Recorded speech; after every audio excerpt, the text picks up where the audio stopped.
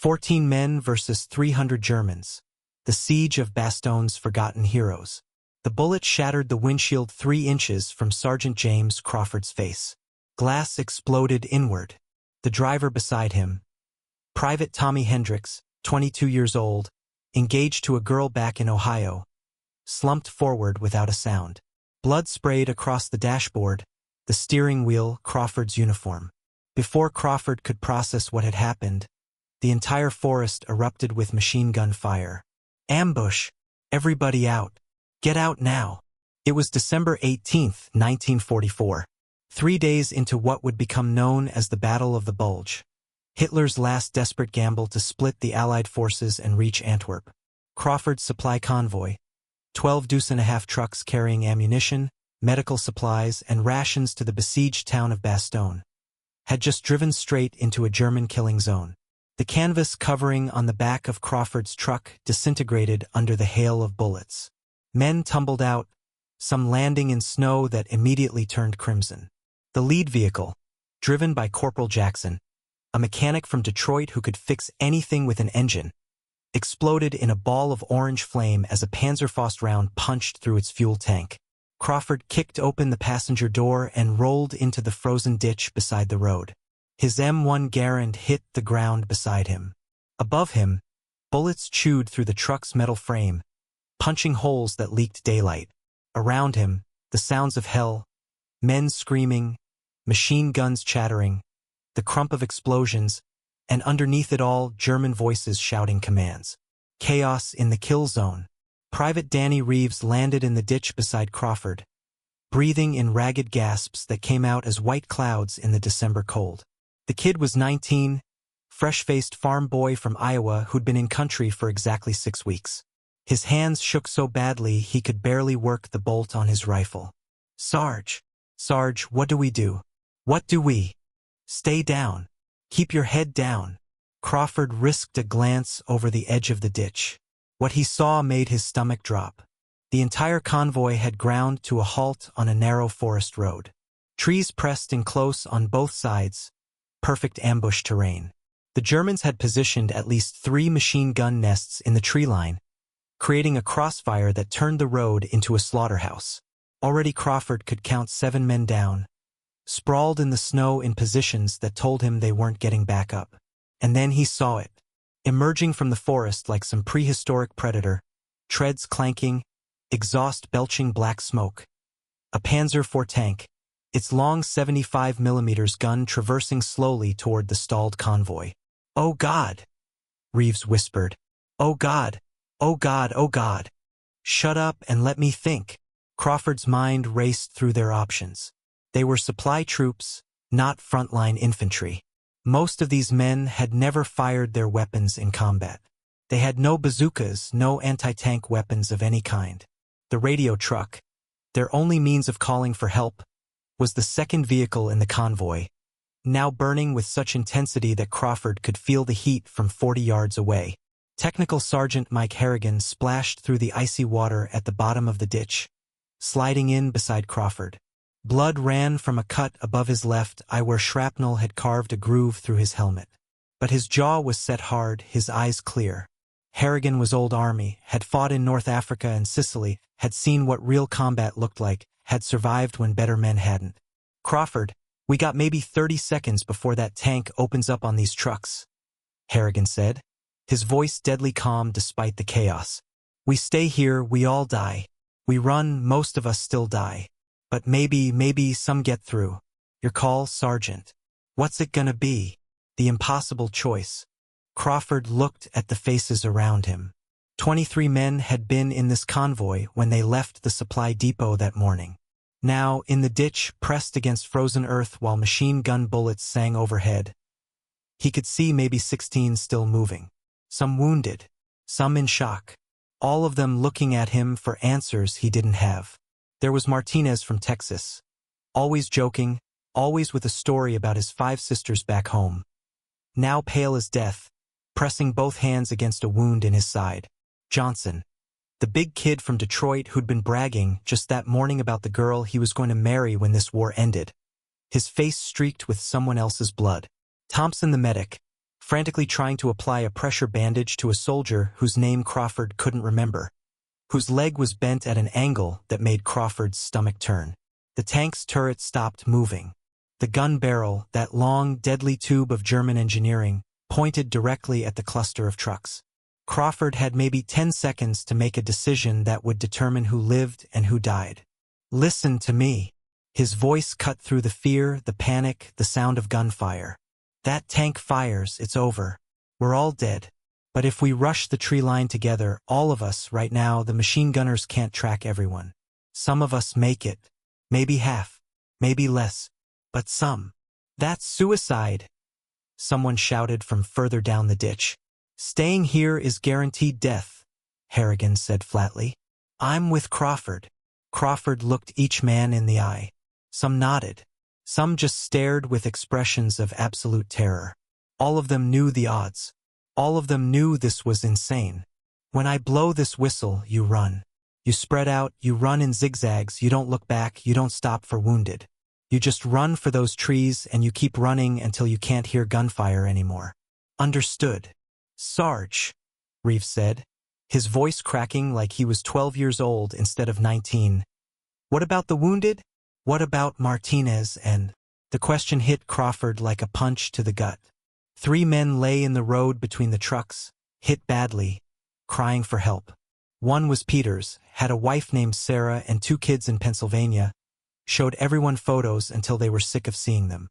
The medic, Thompson, was trying to drag him toward cover while machine gun rounds kicked up snow all around them, little white geysers that marked where death was searching. "Thompson, leave him. We're moving now." The medic's face twisted in anguish, but he knew the math as well as anyone. You couldn't save a man who was already dead. He grabbed his aid bag and scrambled toward Crawford's position. Behind him, Peters reached out a hand, mouth opening in a plea that was lost in the thunder of gunfire. Crawford put the whistle to his lips. His hand trembled. The tank's engine revved, preparing to move forward and crush anything in its path. Through the vision blocks on the turret, Crawford could see the dark shape of the German commander, calculating his shot, deciding which truck to destroy first. This was it. Live or die in the next 10 seconds. He blew the whistle. The death run. 23 men erupted from the ditches and ran like their lives depended on it. Because they did. They spread out across the snow-covered field, some running straight, some zigzagging like Crawford had ordered, all of them sprinting toward the tree line that was 30 yards away but might as well have been 30 miles. The German machine guns opened up immediately. The sound was like the world's largest zipper being torn open, a continuous ripping roar that seemed to come from everywhere at once. Tracer rounds, bright orange lines in the gray December air, streaked through the running men like deadly fireflies. Crawford ran harder than he'd ever run in his life. His boots slipped in the snow. His lungs burned in the cold air. Beside him, Reeves pumped his legs, breath coming in ragged gasps, face twisted with effort and terror. Behind them, the tank's main gun fired with a sound like the hand of God slapping the earth. The explosion lifted one of the trucks 10 feet into the air. For a moment it seemed to hang there, suspended, before crashing back down in a shower of flaming debris. The shockwave knocked Crawford forward, sent him stumbling, almost falling. Reeves grabbed his arm, kept him upright, kept them both moving. Men fell. Crawford saw Johnson, big, strong Johnson who was going to marry his girl, go down hard, tumbling face first into the snow and not getting back up. Martinez made it 10 yards before a burst caught him across the legs, and he went sprawling, screaming, clutching at wounds that pumped blood onto white snow. Another man, Crawford couldn't see who, simply stopped running, stood still for a moment with a confused expression, then crumpled like a puppet with cut strings. But the plan was working. The Germans couldn't track everyone at once. For every man who fell, 3 more made it closer to the trees. 15 yards. 10. The tree line so close Crawford could see individual branches, could see the dark spaces between the trunks where safety waited. Machine gun rounds chewed up the ground beside his boots, throwing up little explosions of snow and frozen earth. His lungs felt like they were on fire. His legs felt like they were moving through molasses. Somewhere behind him, the tank fired again, and another truck exploded. 5 yards. And then he was in the trees, crashing through low brush, branches whipping his face, and Harrigan was beside him, and Reeves, and Thompson the medic with his aid bag still clutched in one hand, and others. How many? Crawford didn't know yet, couldn't stop to count. Behind them, the guns still roared. The tank continued firing. Men continued screaming. But they were alive. For now. Into the forest. Crawford collapsed behind a thick oak tree, gasping for air that felt like knives in his lungs. Around him, men stumbled into the forest, some falling to their knees, others pressing themselves flat against trees, all of them breathing hard, all of them wide-eyed with shock and adrenaline. He did a quick count. 14. 14 men out of 23 had made it to the trees. 9 dead or dying on that frozen road. 9 men who'd been alive and joking and complaining about the cold when they'd loaded the trucks that morning. 9 men who would never see home again. "Keep moving," Harrigan yelled, already on his feet despite the blood running down his face. "They'll be coming after us. Move." He was right. Already Crawford could hear German voices shouting commands, organizing. The machine gun fire had stopped. They were probably forming up a pursuit squad. And why wouldn't they? 14 Americans running through the forest with no heavy weapons, no radio, no support, miles from friendly lines. Easy prey. "Form up," Crawford ordered, his voice hoarse from shouting and running. "We move together. Anyone gets separated in this forest, they're as good as dead. We head north, try to find American lines before dark. Move quiet, move fast. Let's go." They pushed deeper into the Belgian forest, boots crunching in snow despite their efforts at stealth. Behind them, the sounds of pursuit grew closer. Dogs barking, men calling to each other in guttural German. The hunters had picked up their trail. The Belgian forest in December was a nightmare of frozen branches, hidden roots, and snow that hid every obstacle. Crawford led his men as fast as he dared, but Martinez's leg wound was slowing them down. The Texan gritted his teeth and kept moving, refusing Thompson's offer to help, but blood left a trail in the snow that even a blind man could follow. "Sarge, they're getting closer." Reeves had been looking back over his shoulder every few seconds, face pale with fear. "I can hear the dogs." Crawford could hear them too, the deep-throated barking of German shepherds, bred and trained to hunt men. And underneath that sound, the crunch of many boots in snow, the occasional shout in German, the sounds of a well-organized pursuit closing in on exhausted prey. "How far to American lines?" Harrigan asked, appearing beside Crawford. Crawford pulled out his map, now crumpled and blood-stained, though he didn't remember when that had happened. "We're somewhere south of Bastogne, maybe 5-6 miles. But the Germans punched through our lines 3 days ago. We could be walking through German-controlled territory for miles. Every step could bring us face to face with more Krauts. So we're screwed either way." Pretty much. They kept moving. The afternoon light began to fade. In December this far north, darkness came early. That would help them hide, but it would also make it easier to get lost, to walk off a cliff or into a German position without knowing it. "Sarge." Collins, a thin kid from Montana who'd grown up hunting in mountains, pointed ahead. "Smoke. Maybe 2 miles. Could be a village." Crawford saw it. A thin column of gray smoke rising above the trees. Could be American. Could be German. Could be Belgian civilians just trying to survive. No way to know without getting closer. "We keep moving. If it's Americans, great. If it's Germans, we go around. Stay sharp." The dogs get closer. 20 minutes later, the barking was so close it sounded like the dogs were right behind them. Crawford called a halt in a small depression surrounded by thick brush. His men collapsed, gasping, exhausted. They'd been running for over an hour, and the Germans just kept coming. "We can't outrun them," Harrigan said quietly. "Not with Martinez wounded. Not with half these kids about to collapse from exhaustion." Crawford knew he was right. The Germans were fresher, better equipped, and had dogs that never got tired. It was only a matter of time. "We split up," Crawford said suddenly. "What?" Harrigan stared at him. "You just said anyone who gets separated."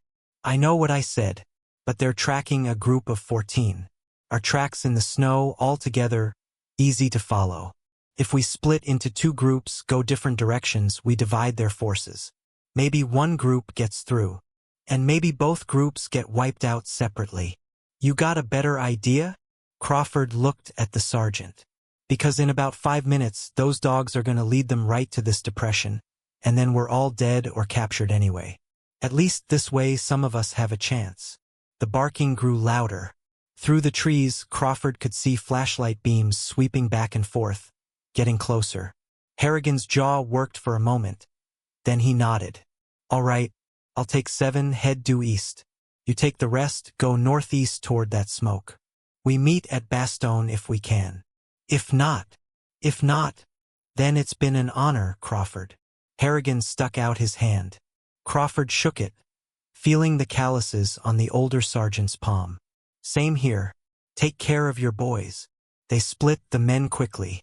Harrigan took the stronger ones, the ones who could move fast and far, Collins the hunter, Jackson who'd been a track star in high school, for others. Crawford kept Thompson the medic, Reeves, Martinez with his wounded leg, and 4 more who were either injured or exhausted. Not the group he would have chosen for survival, but the one he had. 30 seconds, then we move opposite directions," Crawford whispered. "Make some noise. Draw them after us." Harrigan nodded, gathered his men, and slipped into the forest heading east. Crawford counted to 30, watching the German flashlights come closer, hearing the dogs strain at their leashes. The hunters were maybe 100 yards away now, working methodically through the forest. "Let's go," Crawford said to his group. "And somebody fire a shot. Let them know which way we went." Reeves looked at him like he'd lost his mind. "That'll bring them right to us." "That's the point, kid. Harrigan's group needs time to get clear. We give it to them. Now move." The ravine. They crashed through the forest, making no effort at stealth anymore. Someone, Thompson, Crawford thought, fired his rifle into the air. The effect was immediate. Shouts in German. Dogs going crazy. The entire pursuit force wheeling like a flock of birds to follow Crawford's group. They ran through the frozen forest, branches whipping faces, snow dragging at boots. Behind them, the Germans came on fast, closing the distance with every second. Crawford's lungs burned. Martinez stumbled, nearly fell, and Reeves caught him under one arm. Thompson the medic brought up the rear, his medical bag bouncing against his back. And then the ground disappeared beneath Crawford's feet. He plunged down a steep embankment, the world spinning, tumbling head over heels, branches tearing at his uniform. He slammed into something hard at the bottom. A rock? A log? He couldn't tell. And stars exploded across his vision. The wind knocked out of him. Couldn't breathe. Couldn't think. Around him, the other men were falling, sliding, crashing down the hidden ravine they'd run straight into in the growing darkness. Someone screamed. Someone else hit with a sickening thud. Crawford lay in the snow at the bottom, trying to remember how lungs worked, trying to figure out which way was up. Above them, on the embankment rim, German voices shouted. Dogs barked frantically, pulling at their leashes. Flashlight beams cut through the gathering darkness, sweeping back and forth, searching for them in the ravine below. "Don't move," Crawford managed to whisper, though it felt like his ribs were broken and every breath was agony. "Don't make a sound." They lay perfectly still at the bottom of the ravine, pressed into the snow, barely breathing. The Germans were right above them, so close Crawford could smell their cigarette smoke, could hear their conversations. The dogs pulled frantically at their leashes, wanting to come down after the Americans, but the embankment was too steep, nearly vertical, maybe 15 feet high. One of the German soldiers said something that sounded like a question. Another responded. They were deciding whether to come down after them or keep following the trail. For 5 minutes that felt like 5 hours, the Germans searched the area above. Crawford's heart hammered so hard he was certain they could hear it. Beside him, Reeves had his eyes squeezed shut, lips moving in what might have been prayer. Martinez had one hand clamped over his own mouth, stifling groans of pain from his wounded leg. Then, incredibly, the Germans moved on. The voices faded. The dog sounds grew distant. They were following the trail Crawford's group had left before tumbling into the ravine, assuming the Americans had kept running. When the sounds of pursuit had completely faded, Crawford finally allowed himself to breathe normally. Sound off. Everyone okay? One by one, his men confirmed they were alive. Bruised, scraped, battered, but alive. Martinez had torn his leg wound open again. Thompson was already working on it by feel in the darkness, rebandaging it as best he could. "We fell into a creek bed," Reeves whispered, sounding surprised they were still breathing. "I can hear water running under the ice." Crawford realized the kid was right. They'd tumbled into a frozen stream at the bottom of a steep-sided ravine. The walls rose 12 or 15 feet on either side, making it almost like a trench. And the creek ran northeast, exactly the direction they needed to go. "We follow it," Crawford decided. "Stay in the creek bed. Our tracks will be harder to follow. If we're lucky, we put some real distance between us and them before they figure out what happened." "What about Harrigan?" someone asked. Crawford looked back the way they'd come. In the distance, he thought he heard gunfire, a few scattered shots, then silence. Either very good or very bad for Harrigan's group. "They're on their own now," Crawford said quietly. "Same as we are. Let's move." They moved through the frozen creek bed like ghosts, placing each step carefully on the ice that covered the shallow water. The ravine walls provided cover from observation but also trapped them. If they encountered Germans, there would be nowhere to run, nowhere to hide.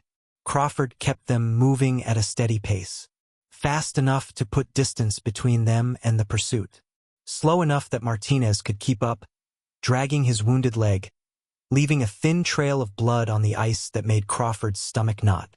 Hours passed. The temperature dropped as night came on fully.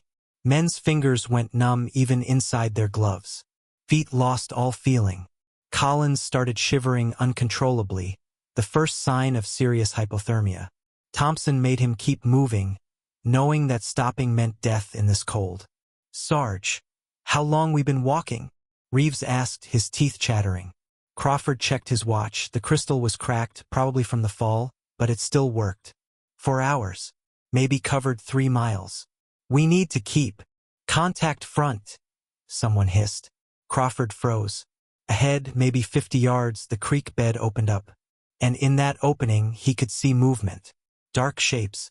The distinctive coal scuttle shape of German helmets. He signaled his men down. They pressed against the ravine walls, barely breathing.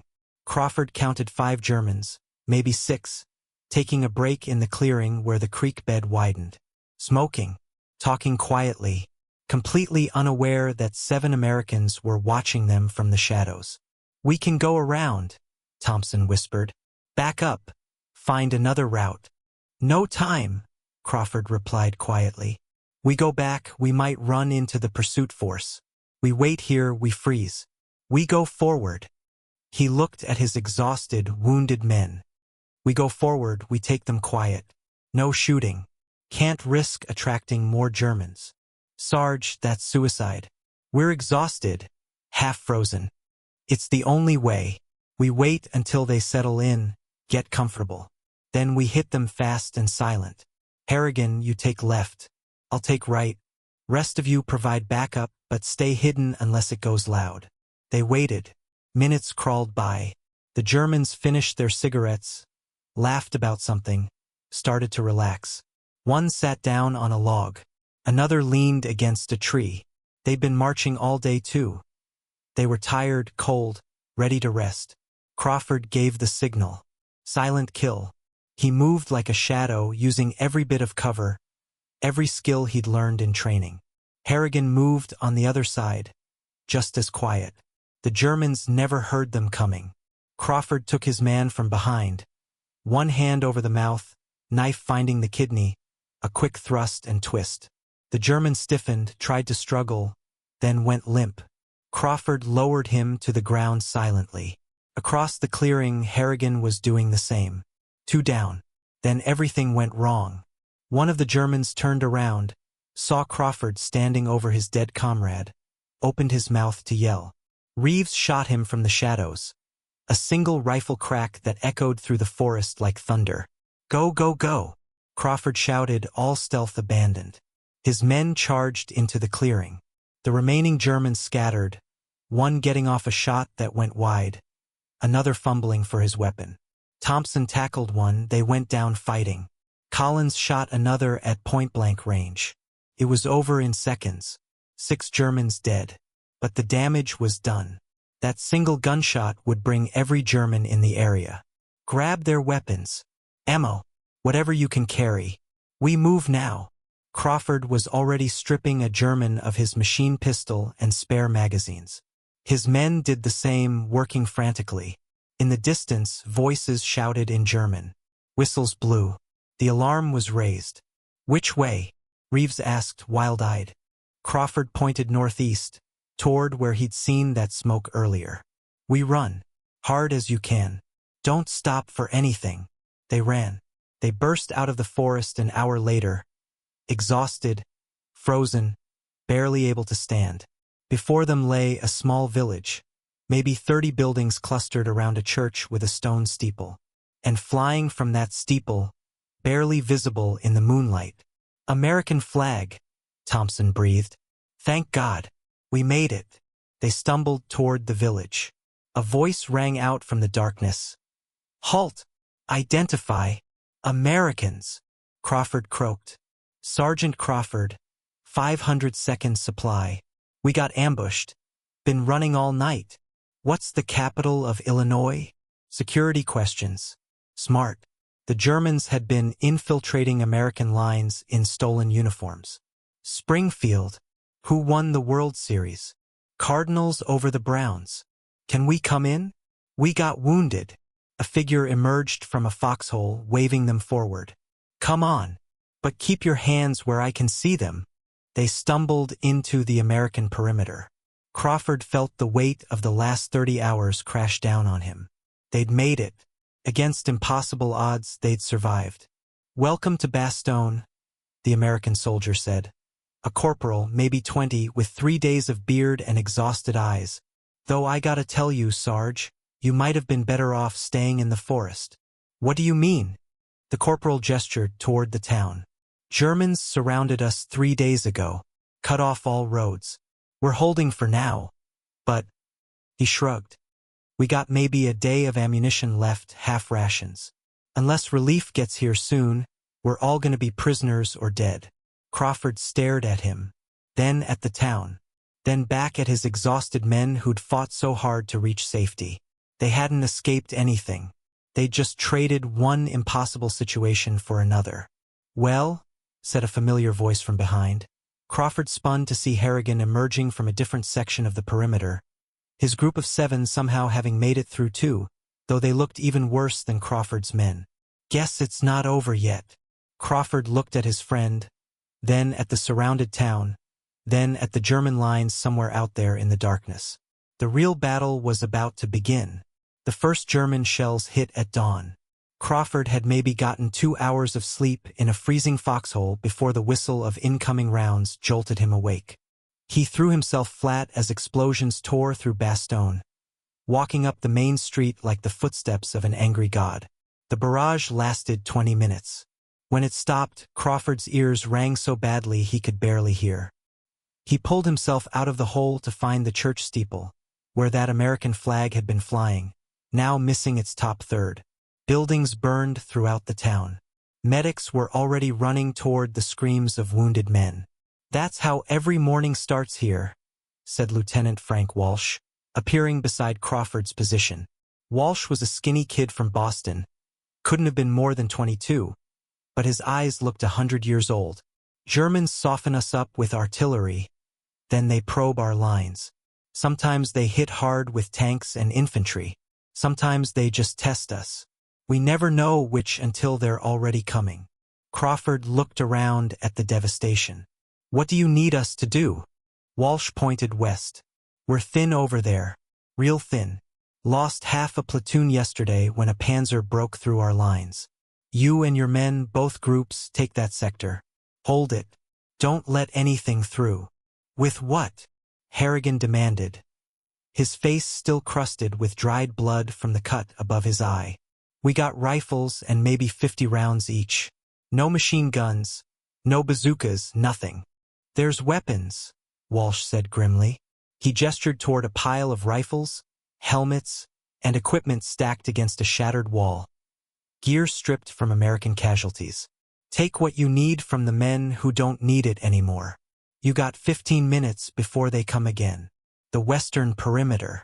Crawford's combined group, 14 men now, after both groups had miraculously made it through, took up positions along a shattered street on the western edge of Bastogne. The buildings here were barely standing, walls blown open by artillery, roofs collapsed into rubble. But they provided cover and firing positions. Crawford set up his defense with what he had. Reeves and Collins took the second floor of a gutted house with a clear view of the approach. Martinez, despite his infected leg wound and fever, insisted on manning a position in a basement that had good enfilade fire along the street.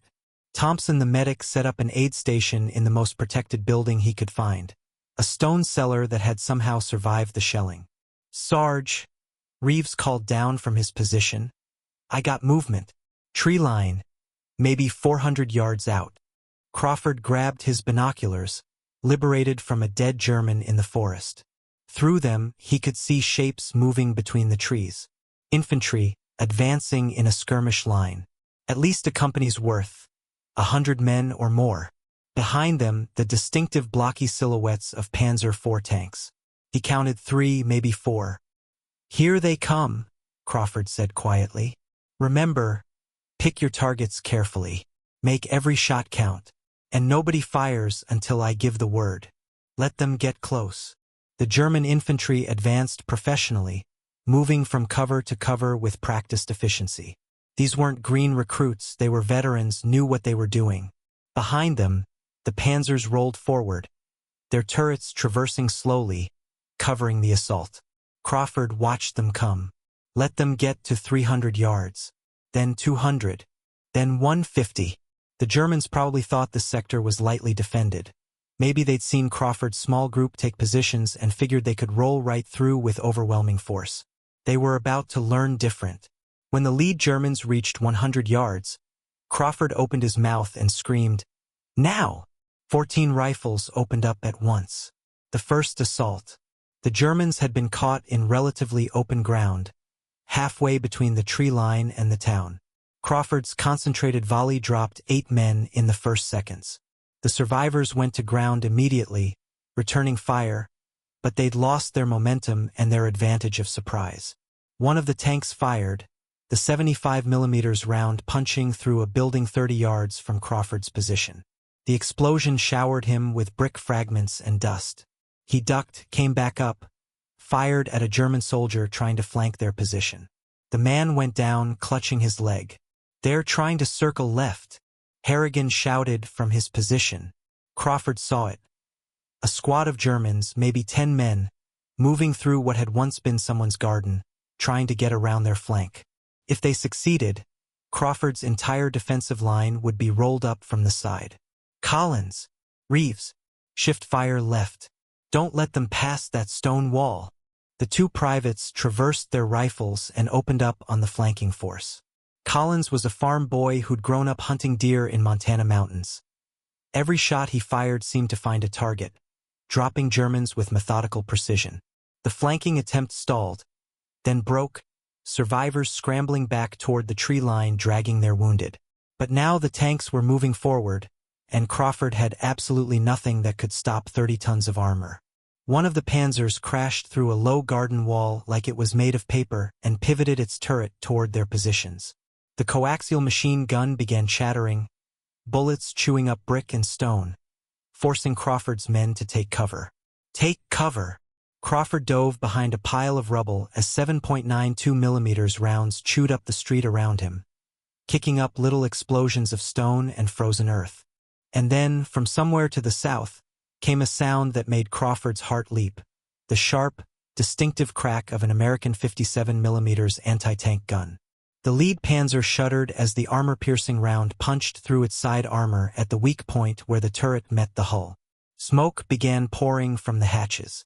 The crew bailed out, stumbling away from their dying tank, and American riflemen cut them down as they emerged. The other tanks reversed quickly, pulling back out of effective anti-tank gun range. Without armor support, the German infantry began withdrawing as well, dragging their dead and wounded. The first assault had been repulsed. Crawford's hands shook as he reloaded his rifle. His ears rang from the noise, but they'd held. Where the hell did that anti-tank gun come from? Reeves asked, his face pale. Walsh appeared, moving at a crouch between positions. We got 4 57mm guns. We move them around the perimeter wherever the Germans hit hardest. Keeps them guessing where our anti-tank capability is. He looked at Crawford's positions at the German bodies in the street. Good work. You held them. Cost them, too. I count 20 dead out there, maybe more wounded. But they'll be back. Probably within the hour. They'll hit somewhere else. Test another part of our line. See if they can find a weak spot. How long can we keep this up? Crawford asked, though he wasn't sure he wanted to know the answer. Walsh's face was grim. As long as we have to. Division says relief is coming. They say hold Bastogne at all costs. It's critical to the whole defensive line. The road junction here, if the Germans take it, they can push north to Antwerp, split our forces, maybe win the whole war. So we hold. No matter what. That doesn't answer my question, Lieutenant. No, Walsh admitted quietly. It doesn't. The Germans went to ground under the initial volley, but they didn't break. They were professionals, veterans of the Eastern Front, men who'd survived Stalingrad and Kursk. They knew how to handle resistance. They laid down heavy suppressing fire while squads maneuvered forward by bounds, using proper infantry tactics, advancing steadily despite casualties. Crawford fired until his rifle was empty, grabbed another weapon from a dead soldier nearby. He didn't even know when the man had died, and kept shooting. Around him, his men were doing the same, moving between positions, firing, moving again, trying desperately to maintain the illusion that they were a much larger force. The 1st Panzer hit a Teller mine 50 yards from Crawford's position. The explosion was massive. The mine had been designed to crack open tanks from underneath. The Panzer lurched upward, its left track flying off in pieces, and slewed sideways into a building, blocking the narrow street. Exactly as Crawford had hoped.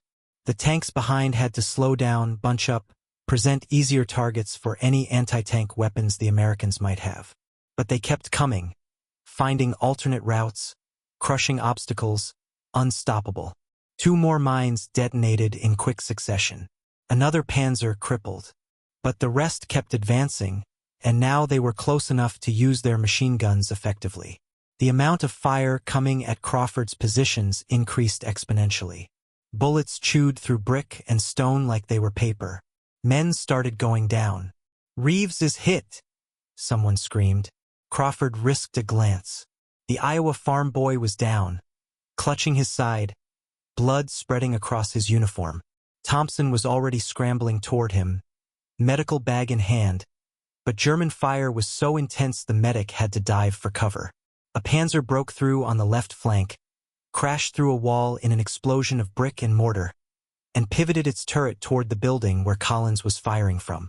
The big gun elevated, and Crawford knew with absolute certainty that Collins was dead. The high explosive round would blow the entire building apart. And then the tank exploded from the side. A bazooka round had struck it perfectly, punching through the thinner side armor. The Panzer's ammunition cooked off in a secondary explosion that was so violent it lifted the turret clean off the hull. Crawford couldn't believe it. None of his men had bazookas. Don't just stand there, Crawford, a voice bellowed. You got a battle to fight. Crawford spun around to see Major Richard Winters. He recognized the officer from divisional briefings back when the world had made sense, leading a full platoon of paratroopers into the sector. Behind them came more men, maybe 40 or 50, all carrying fresh weapons, full ammunition loads, and blessed, beautiful bazooka teams. Reinforcements! Crawford screamed to his men. his voice cracking with emotion. "We got reinforcements. Hold the line." The German assault, which seconds ago had been on the verge of breaking through and slaughtering Crawford's exhausted survivors, now suddenly faced fresh American troops with anti-tank weapons and enough ammunition to actually fight. The momentum shifted in an instant. The panzers, having lost 4 tanks to mines and bazookas, began reversing out of the engagement zone. The German infantry, taking brutal casualties from the combined fire of Crawford's veterans and Winter's fresh troops, started falling back in good order, covering each other, dragging their wounded. By 17:30 hours, the assault had been repulsed. The Germans left more than 60 dead in the streets and fields around the western sector.